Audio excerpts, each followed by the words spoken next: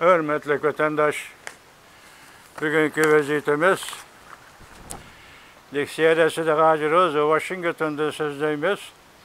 Bugünkü İslaq 2024 yıl 10. ayının 18. günü heptige cüme vatandaş. Bugünkü vaziyetimizde ise tünügün Tayvan doğrusuda toxtaldık. Bugün ende Ukrayna doğrusuda mesela hazır Amerika Qo'shma Shtatlarida o'tkaziladigan cho'ng saylam 11 ayning 5 günü. Bir ishga vaqt qoldi degan gap vatandaş. Hozir prezident nomzodi Cumhuriyetçiler Partisi Donald Trump, prezident nomzodi Demokratlar Partisi Kamala Harris. İki nefer Amerika'nın oğul kız farzandlari fakat saylamda rekabet bilen saylamga tushib Aqsarayga qaysi partiyaning kirishini belgilaydi vatandaş. Şunun arpısta tünügen prezident nomzodi Cumhuriyetçiler Partisi Donald Trump'ның Tayvan to'g'risida qilgan so'zlarini angladik. Bugün endisiyle şu prezident Donald Trump, prezident nomzodi Cumhuriyetçiler Partisi'nin Ukrayna to'g'risida sözlügen sözleri doğrusu toxtalımız vatandaşım. Şunun qarab kelerciliği yakimiş saylamdan keli Amerika Qo'shma Shtatlarının dünyaviy siyosatda yana boshqacha bir o'zgarish yuz berdi ve yaki bu faqat saylam davridagi so'z iboralarmi bunaqa bir narsaga bo'lmaydi hozir. Lekin amaliyotni o'z vaqti yetib kelganini ko'ramiz vatandaşlar. Endi bugun bunda qaraylik.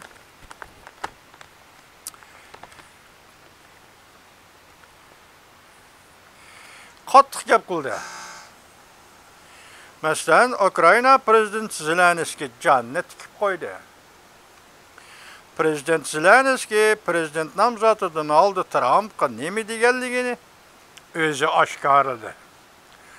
Ukrayna agar NATOga qabul qilinmaydigan bo'lsa, undaqda yadro qurollari bilan o'zini qo'g'dashga izlanadi.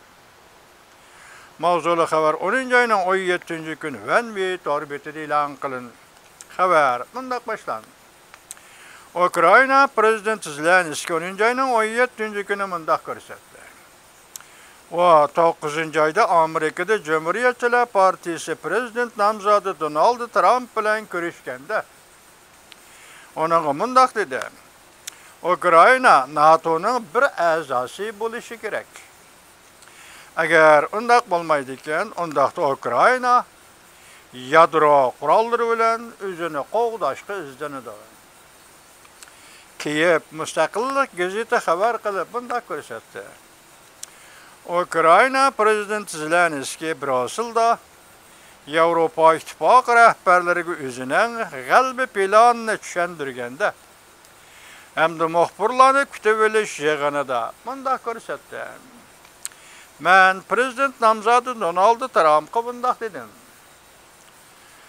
Ya ki Ukrayna'nın işletişke buladigan yadro quroli bo'lishi kerak. Ya ki bo'lmasa Ukrayna ma'lum bir ittifoqning a'zosi bo'lishi kerak. Prezident Zelenskiy bundak ko'rsatdi. NATO'dan boshqa bundan unumli ikkinchi ittifoqning borligini bilmaymiz. O mundaq ko'rsatdi. Prezident nomzodi Trump'ning mening so'zimni anglaganligiga ishonaman. Hamda u yana mundaq dedi. Balki bu bir adil qarashdir. O'xshashla prezident Zelenskiy mundaq ta'kidladi. Yadro qurollari izlanishga selishtirganda ben NATO'ga a'zo bo'lib kirishni Ukraynaning tanligini yaxshiroq deb qarayman. Rossiya matbuoti Rossiya televiziyasining xabariga asoslanganda prezident Zelenskiy 1994 yılı Budapest eslatmasiga imzo qo'ygan davlat sifatida bu çoğ devletler, bu yadro devletleri qaysi bir qiyinchilikqa uchrab baqdi. Her bir devlet yo'q deydi. Fakat Ukrayna 1994-yildagi Budapest eslatmasi. Bu mesele Amerika, Angliya ve Rusya qatarlıq dövlətlərinin Ukraynaga bexatarlik kapaleti bergenligiga berip çetildi. Şunda kapalet beriş aslında Ukrayna Sovet Sovetler territoriyası uğurlaştırgan yadro kurallarını tapşırıp bergen idi. Belki Rusya tarafga tapşırıp bergen idi. Prezident Vladimir Putin bilen Xi Jinping'nin yaxşı dostu. Prezident namzatı Donald Trump o Rusya-Ukrayna uğraşını Zelenskiy kozgıdı dep ayıpladı. Yani bir haber. Mavzu Prezident Vladimir Putin bilen Reis Xi Jinping'nin yaxşı dostu.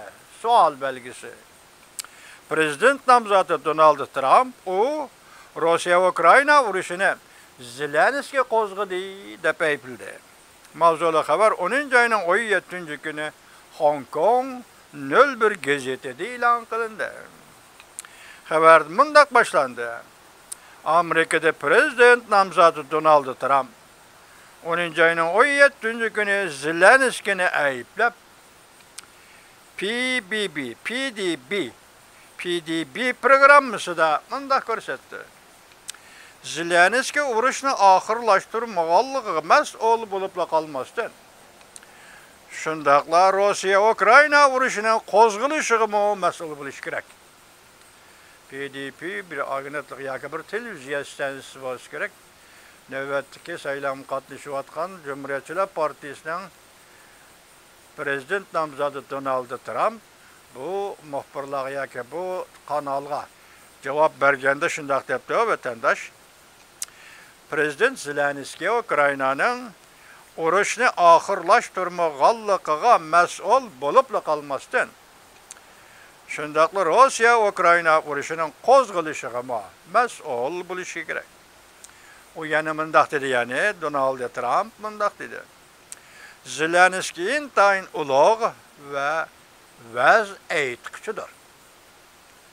Zelenskiy intayin ulug' vaz aytquchidir. Har qatam Amerikaga kelganda 100 milyardlab dollarni undirib olalaydi. Her qatam Amerika kelganda 100 milyardlab dollarni undirib olalaydi. Reuters mundaq ko'rsatdi. Yuqorqi so'zlar ko'rsatdiki, agar 11 ayning 5 kuni Donald Trump prezident bo'lib saylanib qoladigan bo'lsa, belki o Ukrayna siyosatida negizlik özgürüş hasıl kıldı.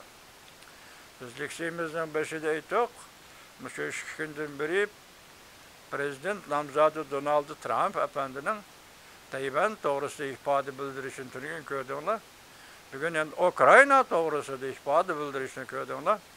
O zaman qaraganda hazır Amerika'da en mühim siyaset, en gavdilik siyaset Ukrayna siyaseti, şundaqla Tayvan siyaseti vatandaş, Uluq Okyan siyaseti, biri Avrupa'da Ukrayna siyaseti. Hem bu qatam hem de Aksaray'a saylandı kim kirdi? Qandaq bo'lishi aldığımızda isbatlandı, aydınlaşdı. Muşundaq bolganda Amerika'nın muşu meselelerdeki siyasetide, mesela Ukrayna siyasetide, Tayvan siyasetide özgürlük bulamdı yok. Aldığımızda kütümez vatandaş.